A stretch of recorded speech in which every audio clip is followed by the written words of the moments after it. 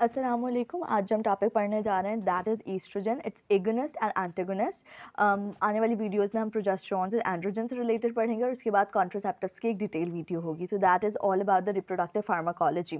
Now starting with the oestrogen, सबसे पहले oestrogen का एक इंट्रोडक्शन कर लेते हैं। Basically oestrogen female sex hormone होता है जो कि किससे प्रोड्यूस्ड हो रहा होता है? Theca internal cells in the ovaries and granulosa cells of the follicles. फिर उसके बाद बात करें एक्शंस ऑफ द ईस्ट्रोजन से रिलेटेड, तो क्योंकि ये फीमेल सेक्स हार्मोन्स हैं तो ये इसका एक्शन किस पर होता है? फीमेल बॉडी पर ही बहुत होता है और उसमें ये क्या करता है? रिप्रोडक्टिव सिस्टम की ग्रोथ करवा रहा होता है, सेकेंडरी सेक्सुअल कैरेक्टरिस्टिक्स की डेवलपमेंट करवा रहा होता है। जबकि बात की जाए अगर यूट्रस की एंडोमेट्रियम की, तो उसकी प्रोलिफरेशन और थिकनिंग के लिए रिस्पॉन्सिबल है, ओव्यूलेशन के लिए रिस्पॉन्सिबल है and the rhythmic contraction of the uterus and the fallopian tubes. Metabolic effects की बात की जाए तो इसमें आ जाता है कि ये हमारे पास सीरम प्रोटीन लेवल्स को मॉडिफाई कर रहा होता है।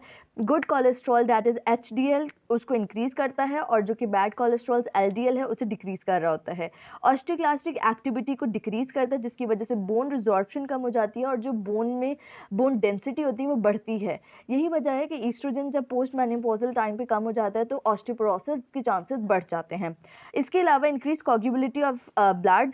कोगुलेबिलिटी कैसे बढ़ा रहा होता है? ये हमारे पास कोगुलेशन फैक्टर 2, 8, 9, 10 को इंक्रीज कर रहा होता है, जबकि एंटी थ्रोम्बिन्स जो हमारे पास एंटी कोगुलेशन फैक्टर्स होते हैं, protein C, S, anti thrombin, इन सब को डिक्रीज कर रहा होता है। सोडियम और वाटर की रिटेंशन करवा के एडीमा कॉज करवा सकता है।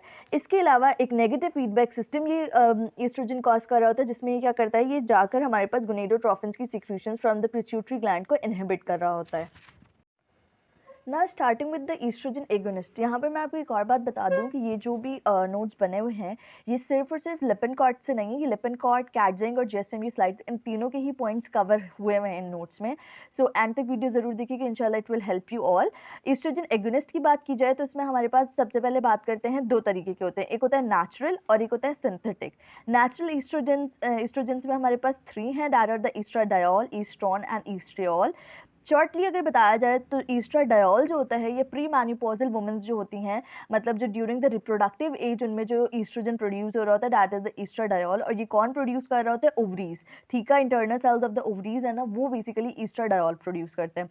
ईस्ट्रॉन की बात की जाए तो ये हमारे पास मेटाबोलाइट होता है, ईस्ट्राडायोल का ही लेस पोटेंट होता है एज कम्पेयर टू दैट, और ये हमारे पास प्रोड्यूस्ड होता है मैन्यूपॉजल वुमेन्स में। और ये कहाँ से बनता है? एडिपोज टिश्यूज में। अब एडिपोज टिश्यूज में भी कैसे बनता है? By conversion of the dehydroepiandrosterones in the adipose tissue, उससे कन्वर्ट होकर हमारे पास ईस्ट्रॉन बनता है। ईस्ट्रियोल की बात की जाए तो ये अनदर मेटाबोलाइट ऑफ द ईस्ट्राडायोल है। ये हमारे पास जो होता है इंपॉर्टेंटली मिलता है in the pregnancy and it is produced by the placenta. Shortly मैंने ये लिखा हुआ है कि estradiol pre menopausal ovaries, estrone menopausal women's adipose tissues and estriol जो होते हैं प्रेगनेंसी में वाया प्लासेंटा। सिंथेटिक ईस्ट्रोजन की बात की जाए तो we have 2 types, steroidal and non steroidal. Steroidal में आ जाता है हमारे पास इथाइनाइल ईस्ट्राडायोल एंड मैस्ट्रेनॉल, जबकि नॉन स्टेरॉइडल में आ जाता है डाई इथाइल ईस्टल बिस्ट्रॉल। इसका बहुत इंपॉर्टेंट एडवर्स इफेक्ट है जो कि आपने वीडियो में ज़रूर सुनना है, क्योंकि ये रिपीटेडली आप डिफरेंट जगहों पर पढ़ेंगे और बीसीक्यू और ऑस्पी रिलेटेड इंपॉर्टेंट है वो पॉइंट। मैकेनिज्म ऑफ एक्शन की बात की जाए तो हमारे पास ईस्ट्रोजन के 2 रिसेप्टर्स होते हैं, अल्फा एंड बीटा, और इनकी लोकेशंस अलग अलग होती हैं। जो अल्फा होता है वो वजाइना, ओवरी, ब्रेस्ट और यूट्रस पे प्रेजेंट होता है, जबकि जो बीटा होता है वो प्रोस्ट्रेट, ओवरीज एंड बोन्स में मिलते हैं। मैकेनिज्म ऑफ एक्शन की अगर हम बात करें अब, ईस्ट्रोजन जो होते हैं वो प्लाज्मा में कैसे ट्रांसपोर्ट हो रहे होते हैं? Via binding to the sex hormone binding globulins और एल्ब्यूमिन जो कि प्लाज्मा में प्रेजेंट होते हैं, इनसे बाइंड करके ये ट्रांसपोर्ट होते हैं। After dissociation it crosses the cell membrane, और सेल मेम्ब्रेन में एंटर होके ये बाइंड करते हैं to the specific nuclear receptors proteins, क्योंकि स्टेरॉइडल्स होते हैं दैट्स वाई ये इजीली क्रॉस कर जाते हैं सेल मेम्ब्रेन को और जाके बाइंड करते हैं न्यूक्लियर रिसेप्टर्स से। Then activated steroidal receptor complex की वजह से क्या होता है? Hormone specific RNA synthesis start हो जाती है, और ये जो आरएनए सिंथेसिस है it will lead to the development of the specific proteins जो कि अपना फिजियोलॉजिकल फंक्शंस प्रोड्यूस करेंगी in the body. Therapeutic uses की बात की जाए तो 5 है इसमें। Post menopausal hormonal therapy, then primary hypogonadism में दिया जाता है, रिप्लेसमेंट थेरेपी में दिया जाता है, ऑस्टियोपोरोसिस में दिया जाता है, एंड एज ए कॉन्ट्रासेप्शन दी जाती है। सबसे पहले बात करते हैं पोस्ट मैनिपोजल हार्मोनल थेरेपी में, तो इसमें हमारे पास जो एस्ट्रोन बेस्ड ओरल प्रिपरेशंस भी अवेलेबल हैं और ट्रांसडर्मल प्रिपरेशंस भी एस्ट्राडियोल की अवेलेबल होती हैं। ये दी जाती है इन द पोस्ट मैनिपोजल वुमेंस में। अच्छा, इंपॉर्टेंट कि आपने जो दो चीज़ें याद रखनी है कि ये किस चीज़ को, किस सिम्टम को ट्रीट करने के लिए दी जा रही है, ऐसे कौन से सिम्टम्स है जिसके लिए हमने ईस्ट्रोजन देना है। सो that is vasomotor instability, that is hot flushes, and vaginal atrophy। ये दो वर्ड्स आपने ज़रूर बोलने हैं अगर आपसे इसकी पोस्ट मैनिपोजल हार्मोनल थेरेपी की इंडिकेशन पूछी जाए, तो that is the hot flushes and vaginal atrophy। अब इम्पॉर्टेंट बात यह है कि ऐसी फीमेल जिनमें यूट्रस इंटैक्ट है, तो उनमें हम एज अ कॉम्बिनेशन देते हैं प्रोजेस्टेरॉन और ईस्ट्रोजन को, क्योंकि अगर हम ईस्ट्रोजन सिंगल डोज दें तो उसमें हमारे पास चांसेस है अनअपोज्ड ईस्ट्रोजन की वजह से एंडोमेट्रियल हाइपरप्लेजिया होने की, और वो एंडोमेट्रियल हाइपरप्लेजिया फिर फर्दरली कॉम्प्लिकेट होकर एंडोमेट्रियल कैंसर कॉज करवा सकता है। तो ऐसे फीमेल्स जिनमें यूट्रस इंटैक्ट है उनमें प्रोजेस्टेरॉन और ईस्ट्रोजन का कॉम्बिनेशन देते हैं, जबकि जो हमारे पास हिस्टेरेक्टमी जिन वुमेंस की हो चुकी है, यूट्रस रिमूव हो चुका है, उनमें हम ईस्ट्रोजन अलोन दे सकते हैं। ओके अब इम्पॉर्टेंटली ये है जो हमारे पास हार्मोन रिप्लेसमेंट थेरेपी है, इसको बहुत प्रोलॉन्ग टाइम तक नहीं देना चाहिए। कोशिश की जाए कि इसकी लो डोजेज हो और एक स्पेसिफिक या शॉर्ट पीरियड ऑफ टाइम के लिए दिया जाए to relieve the मैनिपोजल symptoms.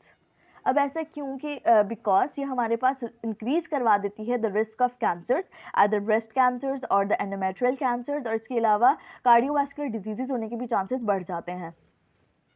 Next बात की जाए तो हमारे पास आ जाती है कॉन्ट्रासेप्शन। कॉन्ट्रासेप्शन में क्या है कि ये हमारे पास ईस्ट्रोजन और प्रोजेस्टेरॉन का कॉम्बिनेशन देते हैं। ये हमारे पास किस तरीके से इनहिबिट कर रहे होते हैं कि जो मैंने आपको नेगेटिव फीडबैक सिस्टम दिखाया है उसमें क्या है कि एलएच सर्ज जो होता है ना उसे इनहिबिट कर देंगे, जिसकी वजह से ओव्यूलेशन नहीं होगी। नेक्स्ट इंडिकेशन है प्राइमरी हाइपोगोनेडिज्म। ऐसी फीमेल्स जिनमें जो प्यूबर्टी है वो डिलेड हो जाए due to the absence of oestrogen, तो उनमें हम एज अ ट्रीटमेंट ईस्ट्रोजन देते हैं, जिसकी वजह से development of the secondary sexual characteristics हो जाती है उन यंग वुमेंस में। रिप्लेसमेंट थेरेपी जो होती है ये उनमें दी जाती है जिनमें लो लेवल्स ऑफ हार्मोन्स हो। क्यों लो लेवल्स हैं? ड्यू टू द मैनिपोज और प्रीमेच्योर ओवेरियन फेलियर। अब यहाँ पर एक क्वेश्चन हो सकता है कि जब हम पोस्ट मैनिपोजल हार्मोनल थेरेपी की बात हो गई है तो रिप्लेसमेंट थेरेपी की बात क्यों हुई? बेसिकली जो पोस्ट मैनिपोजल हार्मोनल थेरेपी है ना वो मैनिपोज के बाद ही दी जाती है। उसमें जो फीमेल्स होती हैं वो ओल्डर एज की होती हैं, मैनिपोज हो चुकी होती है और मैनिपोजल सिम्टम्स को ट्रीट करने के लिए दी जा रही होती है। जबकि जो रिप्लेसमेंट थेरेपी है इसमें मैनिपोज होना ज़रूरी नहीं है। इसमें किसी भी वजह से अगर आपकी बॉडी में ईस्ट्रोजन के लेवल कम हो रहे हैं तो हम ये रिप्लेसमेंट थेरेपी दे सकते हैं। या जैसे प्रीमेच्योर ओवेरियन फेलियर हो रहा है कि ओवरी से ईस्ट्रोजन प्रोड्यूस नहीं हो पा रहा, इस केस में हम दे सकते हैं। सो दैट इज वो सिर्फ मैनिपोजल सिम्टम्स को ट्रीट करने के लिए दी जा रही है, और ये हमारे पास जब हार्मोन्स के लेवल्स कम है बिकॉज ऑफ एनी कॉज उसको रिप्लेस करने के लिए दी जाएगी। देन ऑस्टियोपोरोसिस की बात की जाए तो ये हमारे पास वैसे ऑस्टियोपोरोसिस की जो first line choice of drug होती है वो बिस्फॉस्फोनेट्स होते हैं, लेकिन एस्ट्रोजेंस भी यूज होते हैं एज अ ट्रीटमेंट बिकॉज ये बोन लॉस को प्रिवेंट करते हैं, ऑस्टियोक्लास्टिक एक्टिविटी को डिक्रीज कर रहे होते हैं। फार्माकोकाइनेटिक्स की बात की जाए तो सबसे पहले नेचुरली अक्रिंग एस्ट्रोजेंस की बात कर ली जाए तो एस्ट्राडियोल की लो ओरल बायो अवेलेबिलिटी जो होती है ना वो कम होती है, इसीलिए इसकी माइक्रोनाइज्ड फॉर्म्स अवेलेबल हैं फॉर द ओरल यूज़। इसके अलावा ये डिफरेंट फॉर्म्स में मिलता है, टॉपिकल मिलती हैं, इंट्रावजाइनल रिंग्स मिलती हैं, इंजेक्शंस मिलते हैं। एब्जॉर्प्शन की बात की जाए तो ओरली या किसी भी फॉर्म में अगर हम लें तो ये रेडली एब्जॉर्ब हो जाती है from the GIT, skin and the mucus membrane. Metabolism की बात की जाए तो ये मेटाबोलाइज्ड होता है into the oestrone and oestriol, और ईस्ट्राडियोल जो होता है ना ये अंडरगो होता है ग्लूकोरोनाइडेशन और सल्फेट कंजुगेशन में। एक्सक्रीशन की बात की जाए तो यूरिन में एक्सक्रीट हो रहा होता है, और एस्ट्राडियोल के वो मेटाबोलाइट्स जो कि ग्लूकोयूरिनाइडेशन या कंजुगेशन के प्रोसेस से गुजरे हैं वो सब हमारे पास एक्सक्रीट होते हैं into the bile. Synthetic oestrogens की बात की जाए तो these are well absorbed after oral administration. ये फैट सॉल्युबल होते हैं, एडिपोज टिश्यू में स्टोर्ड होते हैं और स्लोली रिलीज्ड होता है। कोई भी ड्रग जो कि स्लोली रिलीज्ड होती रहती है ना बॉडी में, उसका जो एक्शन का टाइम होता है ना वो प्रोलॉन्ग हो जाता है, तो ये हमारे पास ज़्यादा अरसे तक एक्शन प्रोड्यूस करती हैं और इसीलिए ये आइडियल होते हैं फॉर द हार्मोनल कॉन्ट्रासेप्शंस। ठीक है, होप सो ये पॉइंट क्लियर हो गया होगा, क्योंकि ये एडिपोज टिश्यू में स्टोर्ड होकर स्लो रिलीज होती रहती है, उसकी वजह से प्रोलॉन्ग एक्शन हो जाता है, और यही वजह है कि हार्मोनल कॉन्ट्रासेप्शन के लिए आइडियल होती हैं। एडवर्स इफेक्ट में सबसे इंपॉर्टेंट ये आपने दो नाम लेने हैं, that is the nausea and a breast tenderness. Nausea, breast tenderness are the most common symptoms adverse effect of the estrogen. इसके अलावा एंडोमेट्रियल कैंसर्स का रिस्क बढ़ रहा होता है। मैंने बताया आपको ईस्ट्रोजन जो होता है वो प्रोलिफरेशन कॉज करवा रहा होता है, उसकी वजह से अगर हम इसके साथ प्रोजेस्टेरॉन दे दें तो ये हम काउंटरएक्ट कर सकते हैं इस एडवर्स इफेक्ट को। इसके अलावा कार्डियोवास्कुलर डिजीजेस के चांस बढ़ रहे होते हैं, मायोकार्डियल इन्फार्क्शन, स्ट्रोक और थ्रोम्बोएम्बोलिक इवेंट्स बढ़ रहे होते हैं because of the increased coagulation factors. Then we have hepatic effect होता है जो कि क्लॉटिंग फैक्टर्स की सिंथेसिस बढ़ा देता है और उसी की वजह से ये थ्रोम्बोएम्बोलिज्म होती है। उसके बाद जो मैंने नॉन स्टेरॉइडल डाइथाइल एस्टेल्बेस्ट्रॉल की बात की थी कि ये हमारे पास इसका एक एडवर्स इफेक्ट होता है। होता क्या है कि ऐसी मदर्स जो कि ड्यूरिंग प्रेगनेंसी ये डाइथाइल एस्टेल्बेस्ट्रॉल को ले लेती हैं। क्यों लेती हैं? बिकॉज ऑफ उनमें हिस्ट्री हो थ्रेटेंड मिसकैरेज की और स्पॉन्टेनियस एबॉर्शन की, तो वो एबॉर्शन को, मिसकैरेजेस को प्रिवेंट करने के लिए ड्यूरिंग प्रेगनेंसी जब ये ड्रग ले लेती हैं तो उसकी वजह से क्या होता है, जो बेबी गर्ल बॉर्न होती है ना उससे यंग एज में कॉम्प्लिकेशंस होती हैं of infertility, ectopic pregnancy and vaginal adenocarcinoma. तो ये इसका एडवर्स इफेक्ट किसमें होता है? द बेबी जिसकी मदर ने क्या ली हो, diethyl stilbestrol, to prevent spontaneous abortion. अब इसका यूज़ यही वजह है कि इनहिबिट हो चुका है because of its adverse effect. अब नेक्स्ट बात करते हैं ईस्ट्रोजन एंटागोनिस्ट की। हमने ईस्ट्रोजन एगोनिस्ट कंप्लीट कर लिए हैं। सबसे पहले बात करते हैं सेलेक्टिव ईस्ट्रोजन रिसेप्टर्स मॉड्यूलेटर्स। इन्हें सेलेक्टिव ईस्ट्रोजन रिसेप्टर मॉड्यूलेटर्स क्यों कहते हैं? क्योंकि ये किसी पार्ट ऑफ द बॉडी पे जैसे ओवरीज में अगर एगोनिस्ट है तो ब्रेस्ट में ये एंटागोनिस्टली वर्क करते हैं। सो इसीलिए सेलेक्टिव ईस्ट्रोजन रिसेप्टर मॉड्यूलेटर है कि ईस्ट्रोजन रिसेप्टर की साइड पे डिपेंड कर रहा है कि कौन सी ड्रग कहाँ जाके एगोनिस्ट एक्ट करेगी और कौन सी ड्रग एंटागोनिस्ट एक्ट करेगी। सबसे पहले बात करते हैं टैमोक्सिफेन की। तो ये इम्पोर्टेंटली यूज हो रहा होता है for the treatment of the metastatic breast cancer. Metastatic breast cancer हो चुका है, उसकी मिजेक्टमी या रेडियोथेरेपी भी हो चुकी है, अब उसको मज़ीद फैलने से रोकने के लिए भी यूज़ हो सकता है और एज अ प्रोफाइलेक्सिस भी दे सकते हैं। ऐसी जिनकी फैमिली हिस्ट्री और बहुत strong family history of the breast cancer, तो हम उन्हें एज अ प्रोफाइलेक्टिक भी स्टार्ट कर देते हैं tamoxifen to prevent the future any risk of breast cancer. Mechanism of action क्या होता है कि ईस्ट्रोजन जो एंडोजीनस ईस्ट्रोजन है उसके एक्शन को एंटागोनाइज्ड करता है ऑन द ईस्ट्रोजन रिसेप्टर्स जो कि ब्रेस्ट पे प्रेजेंट होंगे। अब एडवर्स इफेक्ट की बात की जाए तो जो टैमोक्सिफेन ब्रेस्ट पर हमारे पास एंटागोनिस्ट एक्शन प्रोड्यूस कर रहा है, वहीं एंडोमेट्रियम पर एगोनिस्ट इफेक्ट प्रोड्यूस करवा के एंडोमेट्रियल हाइपरप्लेजिया कॉज करवा सकता है। इसके अलावा hot flushes and increase risk of deep venous thrombosis. Then another drug is the raloxifene. ये हमारे पास prevention in the treatment of the osteoporosis के लिए यूज हो रही होती है क्योंकि ये पार्शियल एगोनिस्ट है ऑन द बोन। रिलॉक्सिफिन के अदर इंडिकेशंस की बात की जाए तो ये ब्रेस्ट कैंसर के रिस्क को भी रिड्यूस कर रहा होता है और हमारे पास जो एंडोमेट्रियल हाइपरप्लेजिया है ना उसके भी चांसेस इसमें नहीं होते लाइक टैमोक्सिफेन। इसके अलावा ये एलडीएल को रिड्यूस कर रहा होता है और टोटल सीरम कोलेस्ट्रॉल को भी कम कर रहा होता है। एडवर्स इफेक्ट में hot flushes, leg cramps and deep venous thrombosis आ जाते हैं। अब जो ड्रग हम पढ़ने जा रहे हैं that is a very important drug clomiphene. इसका हर एक बात बीसीक्यू में रिपीटेडली पूछा जाता है। सबसे पहले ये इनफर्टिलिटी या एनओव्यूलेशन को ट्रीट करने के लिए यूज़ हो रहे होते हैं। मैकेनिज्म ऑफ एक्शन क्या है कि जो हमारे पास ये ईस्ट्रोजन रिसेप्टर्स को ब्लॉक करता है। अब ईस्ट्रोजन जो है वो हमारे पास बॉडी में काम नहीं कर रहा, तो उसकी वजह से क्या होगा, जो नेगेटिव फीडबैक वो एलएच और एफएसएच पे कर रहा था वो हमारे पास रिड्यूस्ड हो जाएगा, वो नहीं होगा नेगेटिव फीडबैक, तो एलएच एफएसएच बढ़ जाएंगे, उसकी वजह से हमारे पास स्टिमुलेट होगी ओव्यूलेशन। इसका एडवर्स इफेक्ट भी बहुत इंपॉर्टेंट है, बीसीक्यू में पूछा जाता है that it increases the risk of multiple gestations usually twins. ये इसके बहुत इंपॉर्टेंट फैक्टर्स हैं, इनफर्टिलिटी से लेकर ट्विंस तक सारी बातें इसकी बहुत इंपॉर्टेंट है, याद रखिएगा। एडवर्स इफेक्ट में अदर्स आ जाते हैं headache, nausea, vasomotor, flushes, visual disturbance and ovarian enlargement, weight gain.